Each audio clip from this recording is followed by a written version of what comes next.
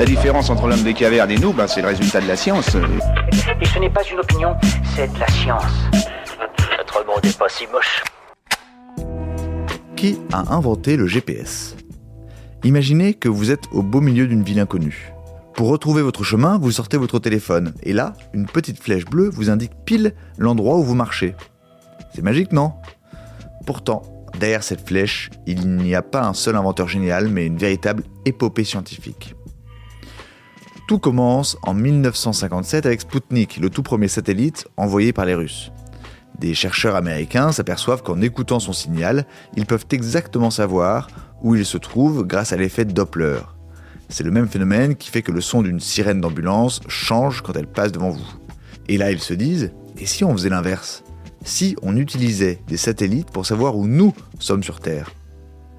Mais pour que ça marche, il faut être ultra précis. C'est là qu'intervient Gladys West. Cette mathématicienne de l'ombre a calculé un modèle mathématique ultra complexe de la forme de la Terre, ce qu'on appelle le géoïde. Sans ces calculs, votre GPS vous situerait à des kilomètres de votre position réelle. Ensuite, il a fallu synchroniser tout ça. Roger Easton a eu l'idée d'embarquer des horloges atomiques dans les satellites. C'est crucial, car le GPS est avant tout une histoire de temps.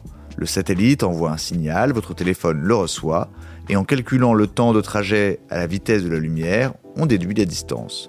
C'est comme si vous lanciez une balle et que vous calculiez le temps qu'elle met à revenir pour savoir à quelle distance se trouve le mur. Finalement, c'est Bradford Parkinson qui coordonne le projet NavStar pour l'armée américaine en 1973. D'abord réservé aux militaires pour guider les missiles, le système est ouvert aux civils en 1983.